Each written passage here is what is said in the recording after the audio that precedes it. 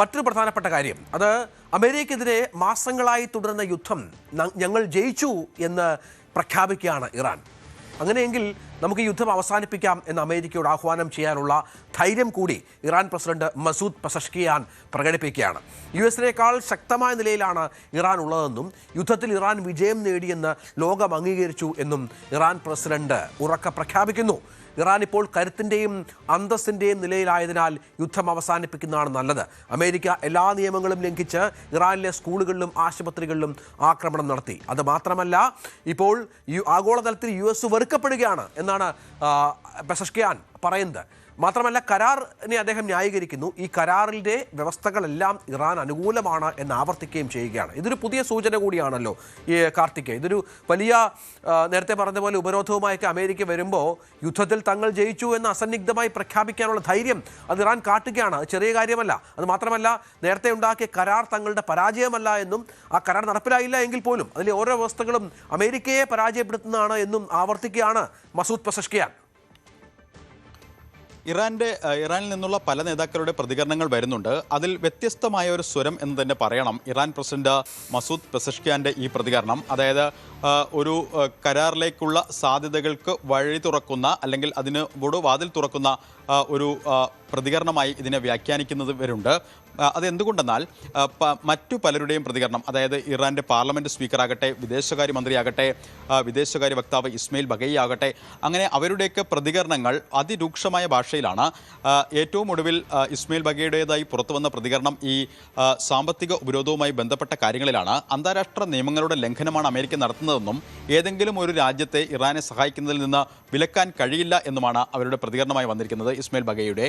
അതോടൊപ്പം തന്നെ ഐക്യരാഷ്ട്രസഭയിൽ അംഗമായ സ്വതന്ത്ര പരമാധികാരമുള്ള ഒരു രാഷ്ട്രത്തെ, ആ രാഷ്ട്രത്തിൻ്റെ പരമാധികാരത്തിൽ ഇത്തരത്തിൽ കൈകടത്തുന്നത് എല്ലാ രാജ്യങ്ങളോടുമുള്ള യുദ്ധപ്രഖ്യാപനമാണ് എന്നുകൂടി പറഞ്ഞു വെക്കുകയാണ് ഇസ്മയിൽ ബഗൈ. ആ പശ്ചാത്തലത്തിലാണ് ഒരു വ്യത്യസ്തമായ ഒരു പ്രതികരണം ഇറാൻ പ്രസിഡന്റിൻ്റെ ഭാഗത്തു നിന്നുണ്ടാകുന്നത്. അത് ഒരു സാധ്യതകൾക്ക് വഴി തുറക്കുന്നതാണോ എന്ന് വരും മണിക്കൂറുകളിൽ അറിയണം. എന്തായാലും ഏറ്റവും ഒടുവിൽ സൗത്ത് കരോലിനയിലേക്ക് പുറപ്പെടുന്നതിന് മുൻപ് ഡൊണാൾഡ് ട്രംപ് നടത്തിയ പ്രതികരണവും വ്യക്തമാക്കുന്നത് ഇറാൻ ഒരു കരാറിന് തയ്യാറാകുന്നു, പക്ഷേ നിബന്ധനകൾക്കനുസരിച്ചുള്ള ശരിയായ കരാർ, അതായത് എല്ലാ നിബന്ധനകളും ഇരുവശങ്ങൾക്കും അംഗീകരിക്കാൻ കഴിയുന്ന ശരിയായ നിബന്ധനകളുള്ള, ഉൾക്കൊള്ളാൻ കഴിയുന്ന ഒരു കരാറിലേക്ക് എത്തിച്ചേരാൻ അവർ താല്പര്യപ്പെടുന്നില്ല എന്നാണ് ട്രംപ് പ്രതികരിച്ചിരിക്കുന്നത്. അതായത് പലതരത്തിലുള്ള സാധ്യതകൾ നിലനിൽക്കുന്നു. നമുക്കറിയാം, ഈ ആഴ്ചയുടെ തുടക്കത്തിൽ ഒമാനും ഇറാനുമായി ഹോർമൂസിൻ്റെ കാര്യത്തിൽ ഒരു എഗ്രിമെൻറ്റിൽ എത്തും എന്ന പ്രതീതി ഉണ്ടായിരുന്നു. സംയുക്ത പ്രസ്താവന ഇരു രാജ്യങ്ങളും തമ്മിൽ പുറത്തിറക്കും എന്ന നിലയിലേക്ക് വരെ കാര്യങ്ങൾ എത്തിയപ്പോൾ ഭീഷണി സ്വരവുമായി അമേരിക്ക എത്തി. വളരെ ചെറിയ രാജ്യമായ ഒമാനെതിരെ വളരെ കടുത്ത ഭാഷയിലാണ് ട്രംപ് വിമർശനങ്ങൾ ഉന്നയിച്ചതും ഒരു ഘട്ടത്തിൽ ആക്രമിക്കും എന്ന് ഭീഷണിപ്പെടുത്തുക വരെ ചെയ്തത്. കഴിഞ്ഞ ദിവസം വാഷിങ്ടണിൽ ഒമാൻ്റെ പ്രതിനിധിയുമായി ചർച്ച നടത്തുകയും ചെയ്തിട്ടുണ്ട് US നേതൃത്വം. ആ ഘട്ടത്തിൽ ആദ്യഘട്ടത്തിലുണ്ടായ ശക്തമായ ഭാഷയിലെ പ്രതികരണങ്ങൾ അയഞ്ഞു എങ്കിൽ കൂടിയും നിലവിലെ സാഹചര്യത്തിൽ ഇറാനോട് സഹകരിക്കുന്ന രാജ്യങ്ങളെ അവരോട് ഉള്ള അമേരിക്കയുടെ ഭാഷ അതിന് വ്യത്യാസം വന്നിരുന്നു.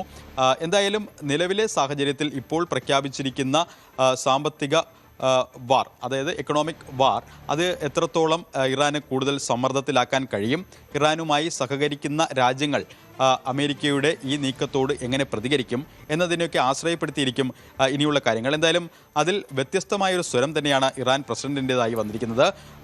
ഒരു കരാറിലേക്ക് എത്താൻ അനുകൂലമായ ഘടകങ്ങളുണ്ടെങ്കിൽ അതിനുള്ള സാധ്യതകൾ തേടണം എന്ന നിലയിലുള്ള പ്രതികരണം വന്നിരിക്കുന്നു. അപ്പോഴും മറുവശത്ത് ഈ യുദ്ധം അമേരിക്കയ്ക്കെതിരായ ഈ യുദ്ധം വിജയിച്ചു എന്ന് അവകാശപ്പെട്ടുകൊണ്ടാണ് ഇറാൻ പ്രസിഡന്റിന്റെ ഈ പ്രതികരണം എന്നതും ഏറെ നിർണായകമാണ്. തീർച്ചയായും അതാണ് പ്രധാനപ്പെട്ട കാര്യം. തങ്ങൾ യുദ്ധം ജയിച്ചു എന്ന് അസന്നിഗ്ധമായി പ്രഖ്യാപിക്കുകയാണ് ഇറാൻ.